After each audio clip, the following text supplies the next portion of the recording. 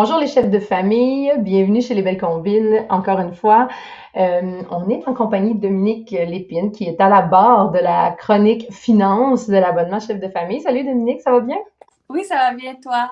Ça va très bien. Hein, Mhm. j'ai envie de dire ça va vite, mais ça va bien. On dirait que quand Oui, on se parle, c'est ça va passé. vite, mais ça va bien. Hein? Est-ce que tu entends souvent ça? Oui, Oui, vraiment, vraiment. tellement. C'est vrai que ça va vite. Des fois, ça va trop vite. D'ailleurs, je pense que c'est un peu de ça dont on a envie de vous parler. Les choses vont vite si vous êtes en congé parental ou si vous l'avez été dernièrement ou si vous êtes sur le point de le commencer. On vous le dit, puis je pense que tous les chefs de famille vont être d'accord avec nous, ça va vite. Ça va vite, puis des fois, on a l'impression qu'on a manqué de temps. On aimerait ça que ça dure encore un peu. Puis c'est pas rare qu'on se pose la question, est-ce que euh, est-ce que je pourrais prolonger mon congé de maternité, mon congé parental, parce que là, on dit maternité, mais ça peut être parental, parce qu'il y a des hommes aussi qui prennent le congé, Oui. puis il y a des hommes qui aimeraient peut-être rester un peu plus longtemps.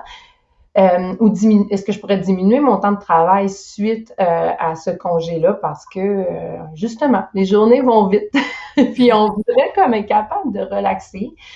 En fait, il y a plein de raisons pour lesquelles on voudrait peut-être prolonger son congé ou diminuer notre temps de travail. Euh, Soit parce qu'on veut être davantage, on va avoir plus de temps pour s'occuper de la maison parce que c'est quand même une charge importante. Peut-être que d'autres auraient envie de faire un changement de carrière, démarrer une entreprise. Euh, Puis c'est toutes des raisons de Aussi toutes des très valables bonnes raisons. les unes que les autres, hein. Ouais, Il en n'y a fait, pas une raison de le faire, là. Il peut en avoir là, vraiment une multitude de différentes. Les objectifs peuvent être différents. ouais. En fait, je pense que l'objectif est d'améliorer sa qualité de vie pour tous. Exactement. Puis c'est super important parce qu'un parent heureux, c'est une famille heureuse habituellement. Donc, ce qu'on a envie de faire aujourd'hui, on va discuter avec Dominique justement. Bon, je suis là, dans ma tête, là, moi, je veux prolonger mon congé de maternité ou de congé parental. Qu'est-ce qu'il faut que je me fasse comme réflexion? Par quelle étape je passe? Comment j'évalue la situation? Parce que on pense souvent que c'est pas possible, qu'on a absolument besoin de nos deux salaires. Tu sais, je suis passée par là. Je pense, Dominique, si tu me permets, je commencerai juste par faire un Oui. petit partage d'expérience, puis après, on se lance, puis je veux valider, voir si c'est, à travers ce que tu vas nous dire, si c'est pas mal ce qu'on s'est fait comme réflexion, Philippe et moi. En fait, ceux qui nous suivent le savent, là, quand j'étais en congé de maternité à Simone, la troisième, j'ai démarré tranquillement un petit projet créatif comme ça, les belles combines. Puis, je l'ai pas fait. En fait, je l'ai pas fait dans le but d'arrêter de travailler. C'était vraiment dans le but, j'avais comme un cerveau hyperactif qui avait besoin de créer. Mais j'avais quand même l'idée déjà que, tu sais, moi je suis enseignante de formation, j'avais pas envie de retourner travailler, m'occuper des enfants des autres. J'avais tellement envie d'être juste avec les miens, là, puis je pensais pas que c'était possible. Honnêtement, si j'avais pas eu les belles combines, je pense que je l'aurais jamais fait. Est arrivé les belles combines à travers ça, puis là, ça a été, non, non, moi, je veux plus enseigner, je veux faire les belles combines. C'est comme si ça a accentué mon désir de ne pas retourner travailler.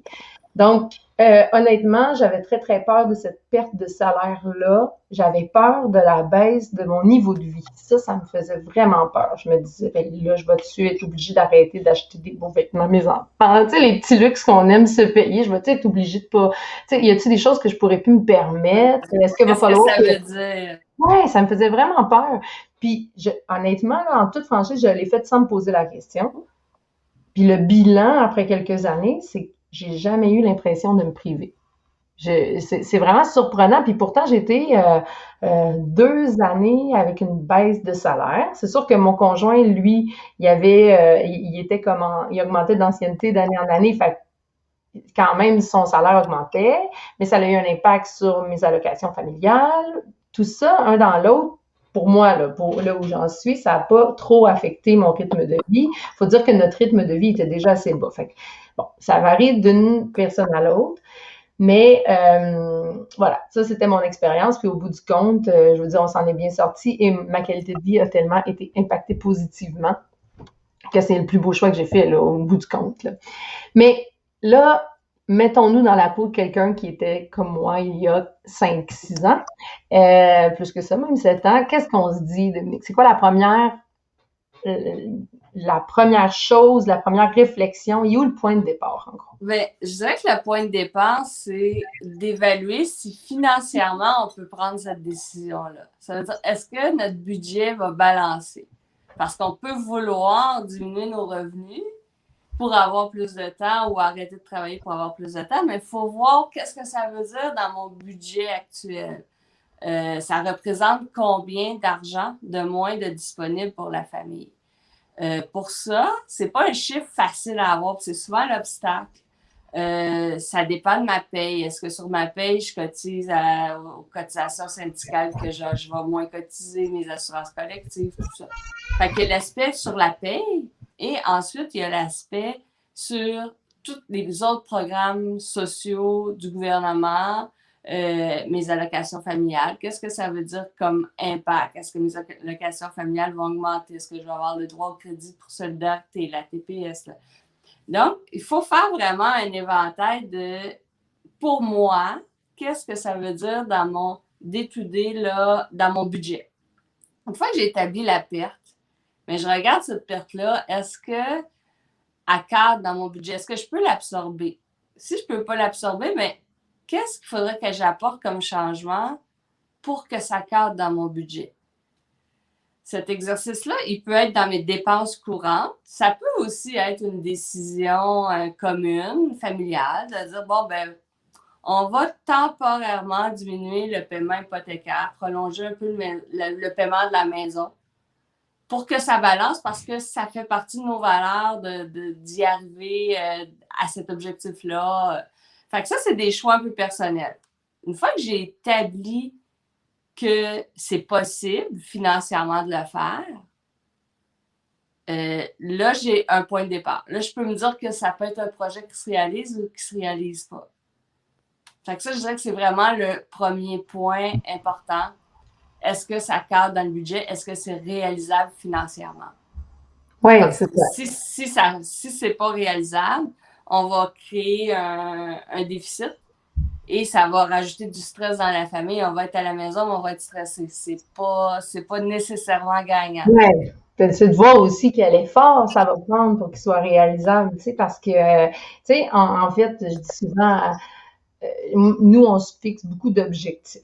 On est comme ça là, dans notre couple. Je pense qu'on le fait informellement, là, mais c'est entre autres, on a des buts, on a des projets, puis là, ben, on voit à quelle échelle ça peut être possible, euh, dans le fond, combien de temps ça peut nous prendre d'arriver à réaliser tel ou tel projet. Puis la notion les efforts qu'on va avoir envie d'y mettre, ça va dépendre aussi de ce que ça remplit comme fonction. Exactement. Que ça nous procure. Puis pour ça, je pense, ben, ceux qui ont lu le livre Les Belles Combines, je consacre comme un espace, quelques pages sur la notion de corpus de valeurs. Puis je pense que si on veut être capable de prendre une bonne décision là, à ce moment-là, là, sommes-nous prêts à faire des changements d'habitude pour balancer le budget? Il va falloir que ça aille avec, que ça concorde beaucoup avec nos valeurs. Je pense qu'il va falloir connaître deux choses, à mon avis. Là, Dominique, tu me corrigeras si je me trompe. Un, connaître son budget, savoir Oui. où sont nos rentrées, nos sorties d'argent. Donc, si vous n'avez pas encore utilisé l'outil de budget, je pense que c'est déjà le premier point. Ça bon moment. déjà un peu faire au moins un portrait d'un mois, là, sans faire budget annuel au complet, là, mais au moins avoir le portrait mensuel de nos dépenses, des entrées, des sorties d'argent. Ça serait la première chose. Puis la deuxième chose, c'est de connaître ses valeurs puis de savoir est-ce que le jeu en vaut la chandelle. Exactement. Exactement. Parce que le côté financier, ce n'est pas qu'une question financière. Parce qu'on met de l'argent en relation avec une qualité de vie, un style de vie, des choix familiaux. Mm-hmm. Exact. Donc, je dirais que c'est le point de départ. Puis aussi, il y a des dépenses qui seront plus là avec le... Exactement. Ça, c'est les autres considérations qu'on doit économiques, qui ne sont pas nécessairement dues au fait qu'on arrête de travailler, mais dans le remaniement du budget, ben, est-ce qu'on peut se priver d'un véhicule? Est-ce qu'il va y avoir des frais de garde en moins? Est-ce que je vais avoir besoin de moins de vêtements, moins de dépenses occasionnées, les lunchs le midi? Est-ce que je vais pouvoir plus cuisiner, moins de restaurants pour la famille? Fait que ça, c'est toutes les autres implications qui ne sont pas directement sur la perte de revenus puis qui peuvent venir adoucir cette perte de revenus-là sans vraiment qu'on ait de grandes concessions à faire. Ce qui peut être difficile aussi, là, mais qui est quand même important à faire comme calcul, puis dis-nous, Dominique, s'il y a une façon de le faire, il y a un impact aussi sur nos allocations. On vient de Oui, descendre un salaire, c'est sûr que l'allocation familiale gouvernementale va aussi changer. Est-ce qu'on peut calculer ça? oui, Sais-tu s'il existe des outils de il y a calcul? des sites, l'outil existe. Il s'agit de déterminer le revenu vraiment net familial fiscal, là, en se basant probablement sur votre déclaration d'impôt de 2020 là, qui devrait avoir été faite récemment, puis en enlevant la perte qui va être là, vous devriez être capable assez facilement de déterminer votre revenu net familial fiscal. Puis sur les sites, il y a sur les sites des gouvernements, il y a au moins un endroit où on peut le calculer, là, les impacts sur les allocations. Là. OK. Donc, oui, c'est important de le faire parce que c'est tout des chiffres interreliés. Hein? Je diminue mon revenu, mes allocations augmentent, mes dépenses dépensent. C'est Fait ça. en bout de ligne, il faut faire là, toutes ces étapes-là pour avoir une bonne idée de ce que ça va donner. Puis je dis une bonne idée parce que c'est rare qu'on évalue exactement bien Non, tous les impacts parce qu'il y en non. a plusieurs C'est vraiment. prendre une petite part de risque. Mais en Exactement. l'évaluant comme il faut, c'est un risque qui est plus calculé. C'est pas Exactement. Mais c'est pas confiance quand on si est on en est planification, c'est jamais on n'est pas dans l'exactitude. Premièrement, les programmes des gouvernements peuvent changer. Il y a plein de choses. C'est continuellement en mouvement, là, le monde de la fiscalité. Oui. Euh, Au-delà de ça, là, on vient de parler des considérations à court terme, les impacts que ça va avoir dans mon budget du mois, de l'année. Il y a des impacts aussi à plus long terme que je ne vois pas aujourd'hui, mais des impacts économiques, entre autres les cotisations au fonds de retraite.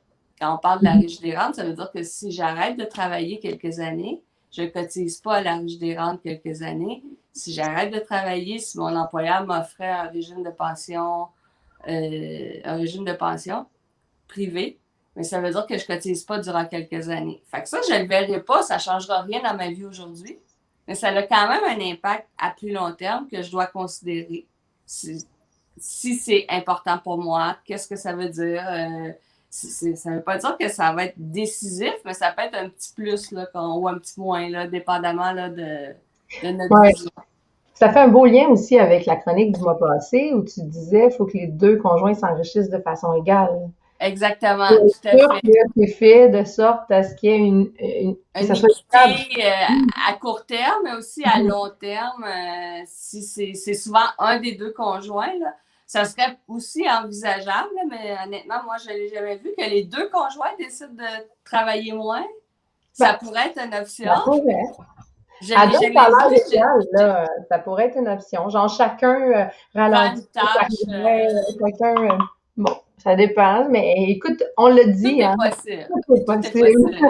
Il faut trouver notre solution à nous. Ouais, exact. Donc, oui, on en a parlé là, quand on a parlé là, de l'allocation des dépenses entre les conjoints, Mhm. l'allocation des revenus.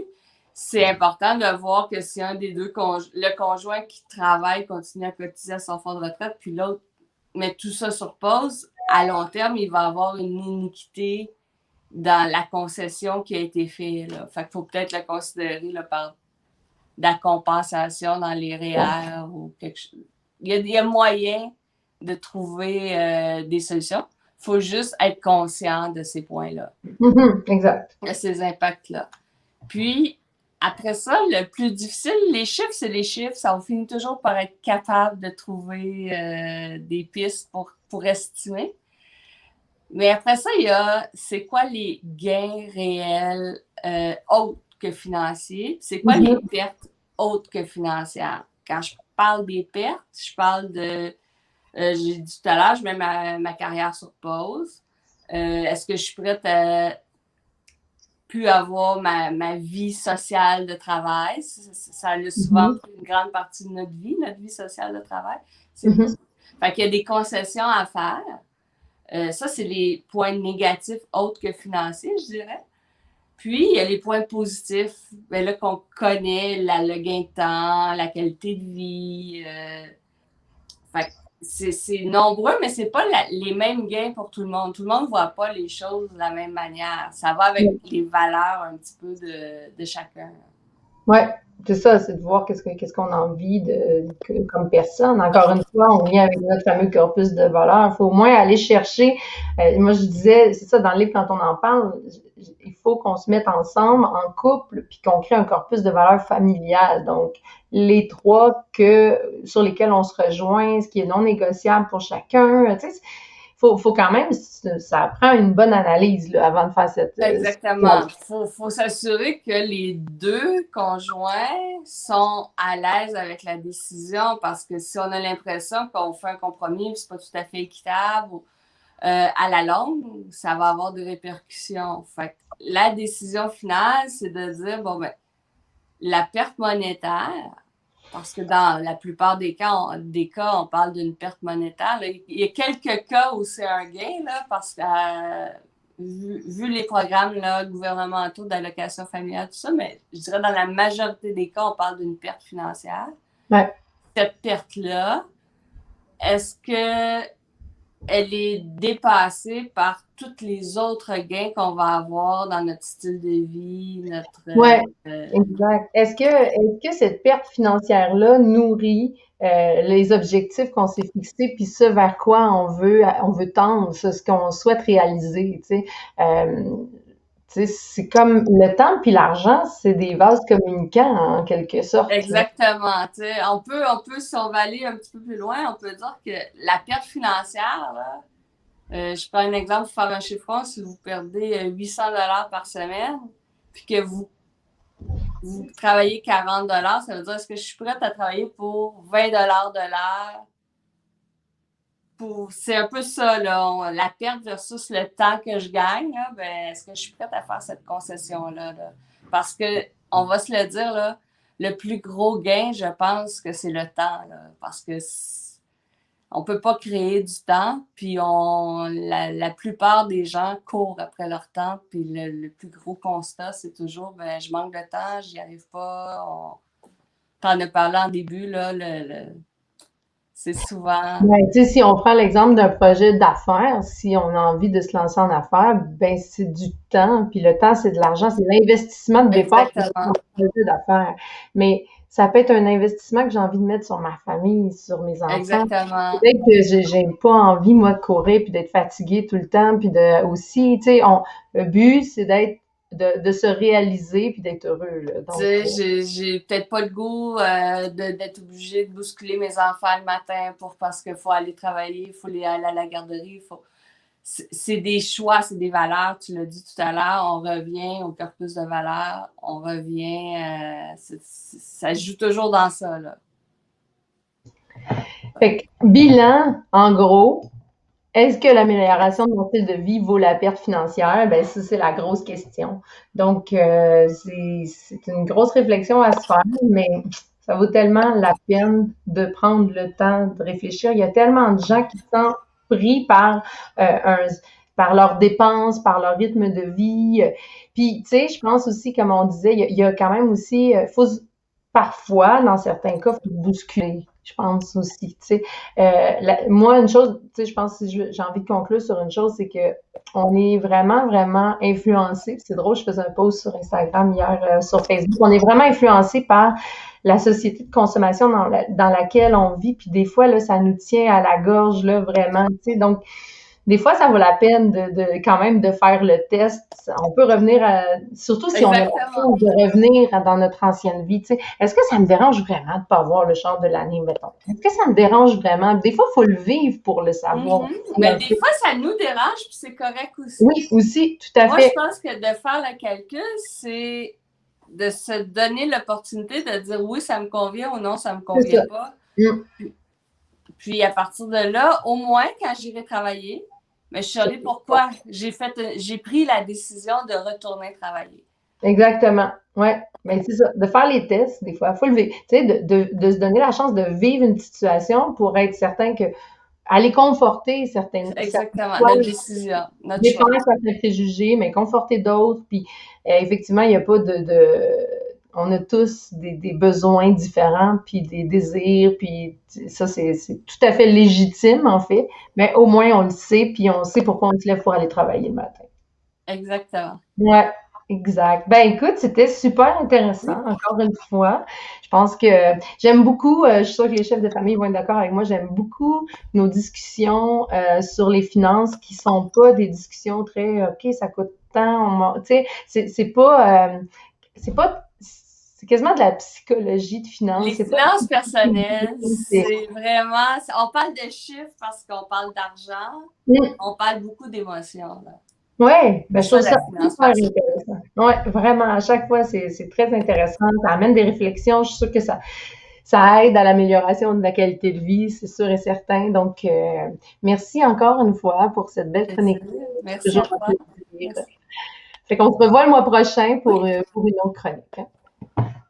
bon mois. Merci, toi aussi.